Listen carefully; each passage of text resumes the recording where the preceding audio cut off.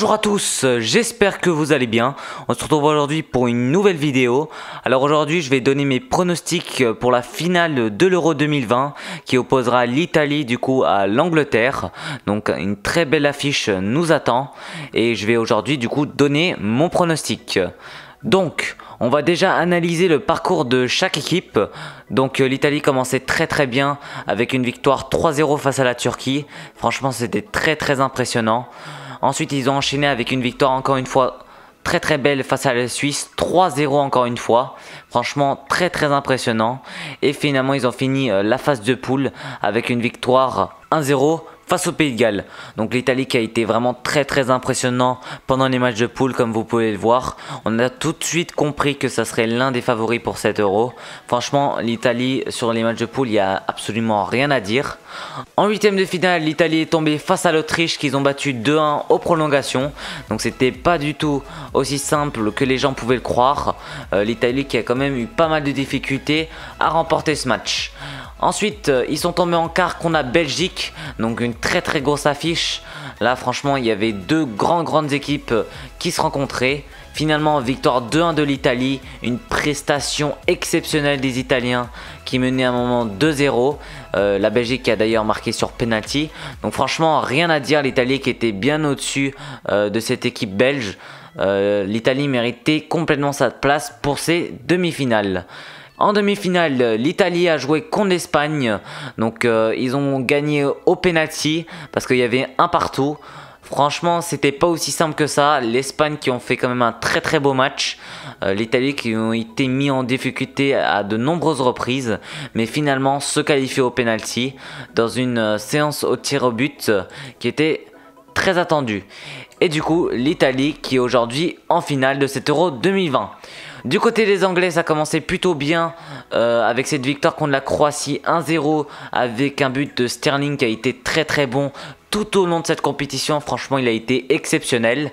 Mais l'Angleterre a déçu ensuite dans la seconde journée des phases de groupe en faisant un seulement 0-0 contre l'Écosse. C'est très décevant. En plus, l'Écosse qui méritait plus de gagner que l'Angleterre, j'ai trouvé.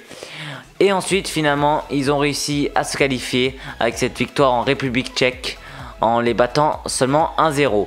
Donc des phases de poule quand même plutôt mitigées du côté des Anglais avec ce match nul très décevant face à l'Écosse.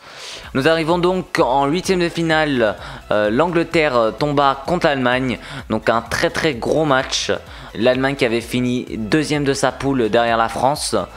Donc un très gros match comme je vous l'ai dit, avec un but de Sterling et de Harry Kane, victoire 2-0 de l'Angleterre face à une équipe d'Allemagne qui a quand même bien souffert pendant ce match. L'Angleterre qui ont été très bons et qui mérite totalement sa place pour ces quarts de finale. Au quart de finale, du coup, l'Angleterre a battu 4-0 l'Ukraine. Donc là, ils étaient vraiment favoris et ont confirmé du coup ce statut. Et en demi-finale, face au Danemark, ça a été plus compliqué que prévu. Le Danemark qui ont fait une très belle compétition. Donc ils ont seulement gagné 2-1 aux prolongations grâce à un penalty donc, de Harry Kane. Donc franchement, ça n'a pas été aussi simple que ça. Donc dans l'ensemble, on peut voir que l'Italie, avant cette finale, a quand même dans l'ensemble mieux joué, je trouve, que l'Angleterre. Mais bon, ça fait pas pour autant de l'Italie le favori. Ça sera un très gros match et très disputé. Donc pour les compos probables, en Italie, au cage, il y aura Donnarumma, le gardien qui va sûrement d'ailleurs rejoindre le Paris Saint-Germain.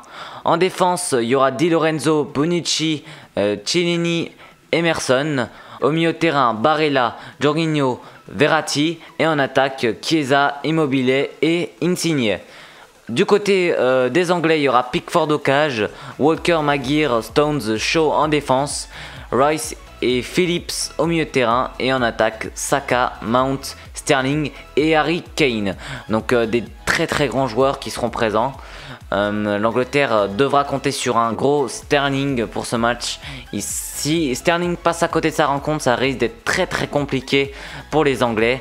Donc un grand Sterling est attendu. Sinon, pour ceux qui veulent miser la cote de l'Italie à 3, La cote du match nul est à 3 et la cote de l'Angleterre est à 2,55. Donc l'Angleterre a une cote inférieure à celle des Italiens. Après, ça ne veut pas dire qu'ils sont favoris. En tout cas, tout peut se passer durant cette rencontre. Sinon, je vais donner mon pronostic. Du coup, moi, je vois bien l'Italie s'imposer 2-1 face aux Anglais avec un doublé de Insigne qui a fait une très très belle compétition et un but d'Harry Kane du côté des Anglais. Donc je pense qu'on arrive à la fin de la vidéo. Si elle vous a plu, n'hésitez surtout pas à liker et à vous abonner, ça me ferait vraiment plaisir. Et à très vite pour une nouvelle vidéo.